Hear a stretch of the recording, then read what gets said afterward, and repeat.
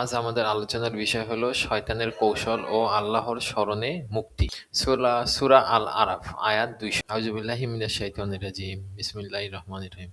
আর যদি শয়তানের পক্ষ থেকে কোনো কুমন্ত্রণা আসে তবে আল্লাহর কাছে আশ্রয় চাও। আর অর্থাৎ এরকম হতে পারে যে রাগ, অহংকার, হিংসা এসব হঠাৎ আসে না। শয়তান প্রথমে ভাব দেয়, তারপর ধীরে ধীরে পাপ। আমরা অনেক সময় বলি আমরা তো কিছুই করিনি, কিন্তু সত্য হলো পাপ শুরু হয় কাজ দিয়ে নয়, ভাব দিয়ে। সে জোর করে পাপ করাতে পারে না। কে পাপ করাতে পারে না? শয়তান। তাই সে দরজায় ধাক্কা দেয় না। সে দরজার পাশে ফিসফিস করে বলে, একটু রাগ করলেই বা কি? নিজেকে বড় ভাবাটা তো স্বাভাবিক। সবাই তো ভাবে, সবাই তো রাগ করে। ও যা করছে তুমি কেন সহ্য করবে? আর আমরা বুঝতেই পারি না এই ফিসফিসানি একদিন আমাদের চরিত্র নষ্ট করে দেয়।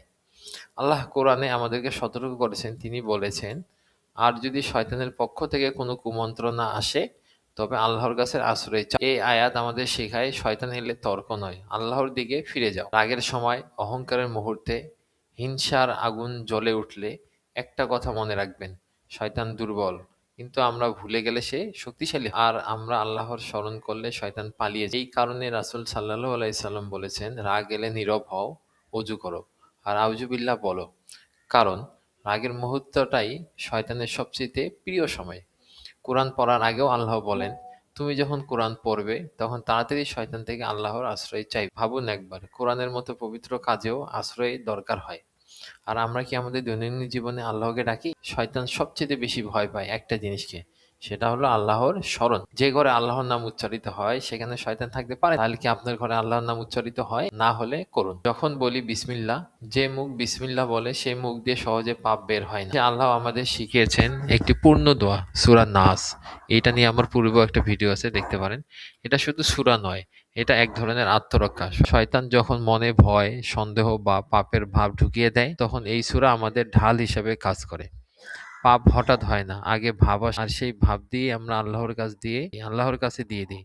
তবে শয়তান হেরে যায়। নিজেকে শক্তিশালী ভাববেন না, আল্লাহকে শক্ত করে ধরুন। কারণ আমরা আল্লাহর স্মরণ করলে শয়তান পালিয়ে যায়। আমরা এ থেকে শিখলাম যে শয়তানের কুমন্ত্রণা থেকে আল্লাহর কাছে আশ্রয় চাইতে হবে। মনের মধ্যে কোনো ভাব বা হিংসা, বিদ্বেষ, কারো সম্পর্কে কুমন্ত্রণা, কারো সম্পর্কে গীবত ইত্যাদি আসলে ভাবতে হবে, এটা আমি করছি না, এটা শয়তান আমাকে প্ররোচনা করতেছে যাতে আমি করে ফেলি। এবং আমরা যখন যতই খারাপ কাজ করি তখন একটা যুক্তি আমাদের মনের মধ্যে আসে, সেটা হলো যে আমি যেই কাজটি করেছি সেটা ঠিকই করেছে, কারণ সে এই কাজ করছে, এই কারণেই আমি এই কাজটা করছি। কারণ এখানে ইম্পর্টেন্ট না, আপনি কাজটা করছেন, এই কাজটা খারাপ, তাই এটা খারাপ। আমরা তো শুধু একটা যুক্তি দেই।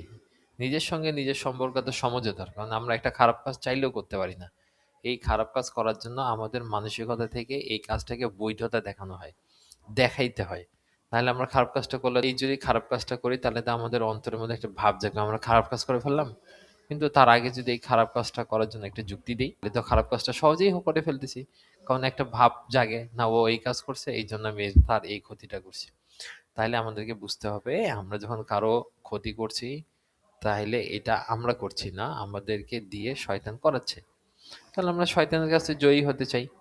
জয়ী হতে হলে অবশ্যই আল্লাহর শরণ নিতে হবে।